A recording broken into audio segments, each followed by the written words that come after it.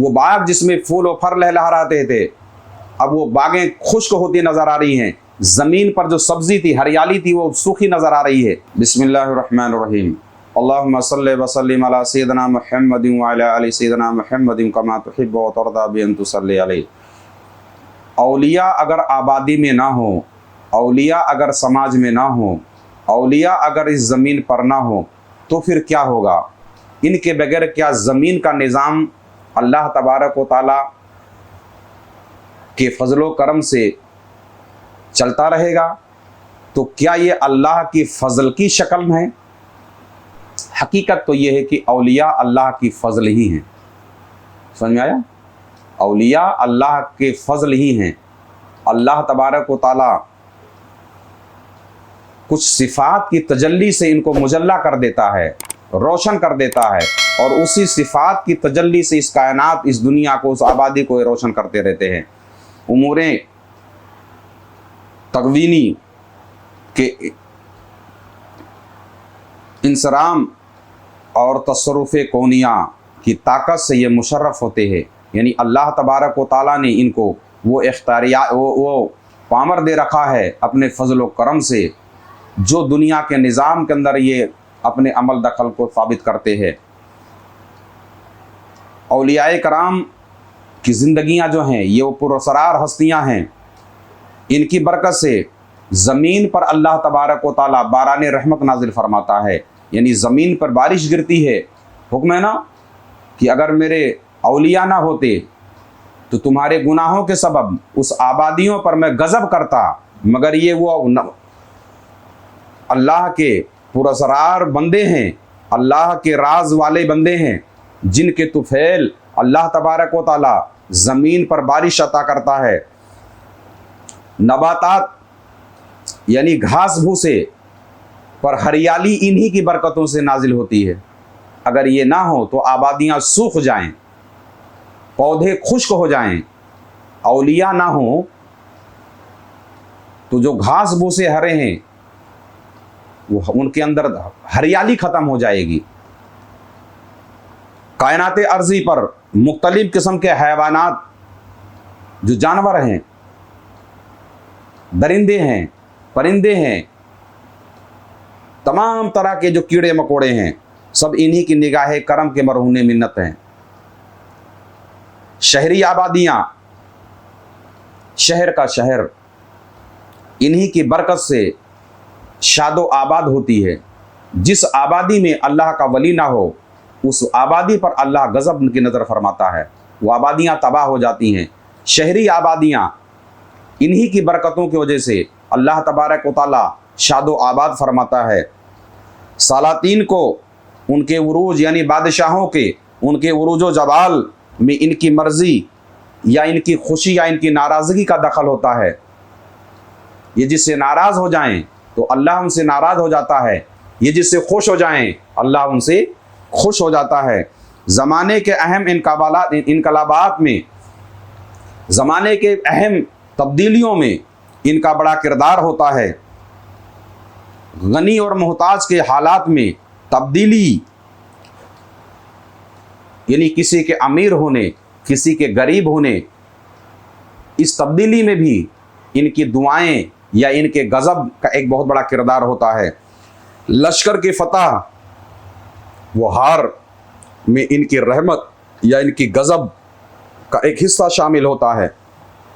لوگوں کے قلوب، لوگوں کے دل کسی ایک بات پر ایک جاں ہو جانا یا منتشر ہو جانا، ان کے سکون قلبی کی وجہ سے یہ سب ہوتا ہے۔ جس آبادی میں، اس آبادی میں لوگ، مخلوق اگر اس بندے خاص کو اپنے اعمال و کردار کے ذریعے اگر سکون و اطمینان دیتے ہیں، تو جب ان کے قلب کو اطمینان ہوتا ہے تو اس آبادی کے لوگوں کے دل آپس میں ملنا شروع ہو جاتے ہیں، اور ان کے دل کے اندر تکلیف دوسروں کی آبادیوں پر خلش اور پریشانی کا سبب بنتی ہے۔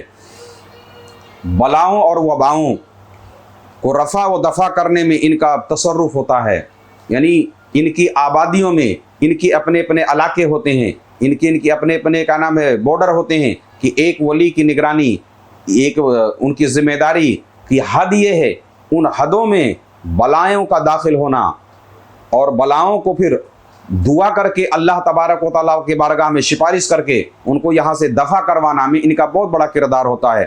جیسا کہ مشہور ہے شیخ شرف الدین یحییٰ منیری رحمۃ اللہ تعالیٰ علیہ کا کہ منیر کے بہیا کے جنگل میں آپ نے چیچک کی بلاؤں کو جو آپ نے مقید کیا. اس طرح کے بے شمار اللہ کی دی ہوئی طاقتوں کے یہ امین ہوتے ہیں. اللہ تبارک و تعالیٰ کی عطا سے اللہ تبارک و تعالیٰ اپنی شان کے مطابق ان کو کچھ ایسی طاقتیں عطا فرما دیتا ہے، ان کو اختیارات دے دیتا ہے جس کے ذریعے یہ مخلوق خدا کی خدمت کرتے رہتے ہیں. انہی کے اوراد و وظائف کے برکات سے اللہ تبارک و تعالیٰ مخلوق پر نظر رحمت فرماتا ہے.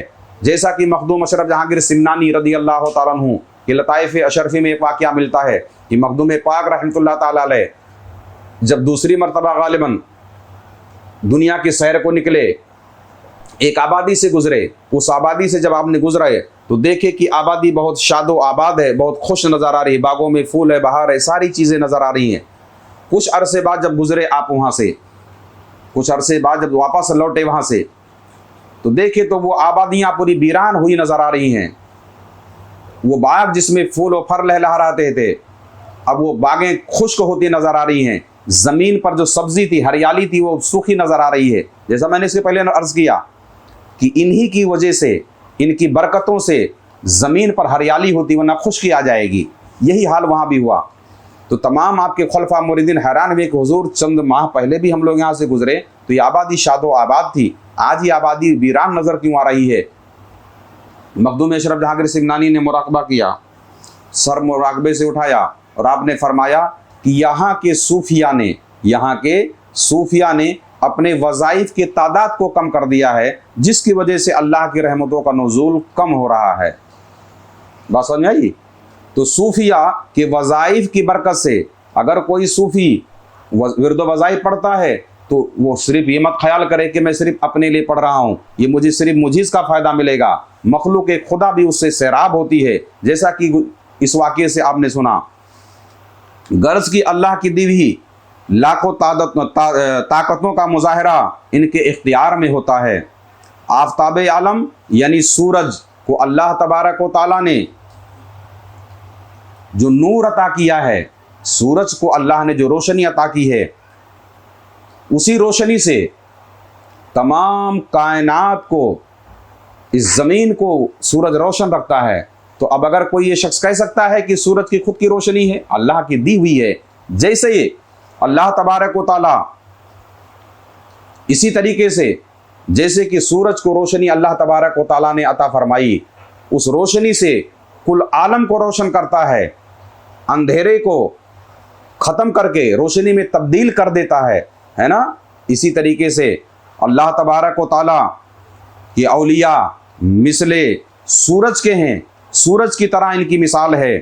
جیسے سورج اپنی کرنوں کے ذریعے روشنی پھیلا کر کے روشنی کے ذریعے اندھیروں کو دور کرتا ہے، اسی طریقے سے یہ اولیاء آبادیوں میں رہ کر کے اس آبادی کی ظلمت و کفر اور بدی کی جراثیم کو، اس کے اثرات کو ختم کرتے ہیں، اس کے برائیوں کے اندھیروں کو دفع کرتے ہیں. جس طریقے سے سورج اپنی روشنی کے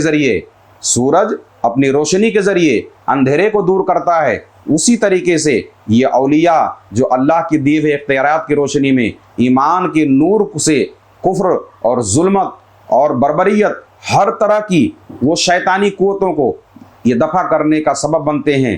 اللہ تبارک و تعالیٰ کی یہ مقربین دنیا کی زینت ہیں. جیسے رات کے اندھیرے کی زینت چاند اور اس کی روشنی سے ہے، آسمان کی زینت ستاروں سے ہے، تو یہ اہل اللہ جو ہیں، یہ اولیاء کرام اس دنیا پر ستاروں کی طرح ہیں کہ اگر ستارے آسمان میں نہ ہو تو ستارے آسمان بے رونق نظر آئے گا اور زمین بے چین نظر آئے گی.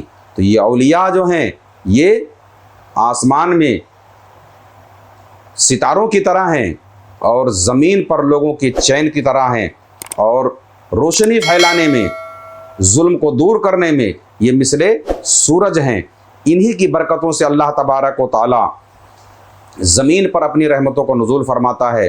इन्हीं की दुआओं से गुनाहों की लतें, बुराइयाँ, लोगों के दिलों के अंदर जो खराबियाँ वो ठीक होती हैं। अल्लाह तबारक व तआला की मखलूक इनके करीब आकर के अल्लाह तबारक व तआला के कुर्ब में जाने का ज़रिया तलाशती है।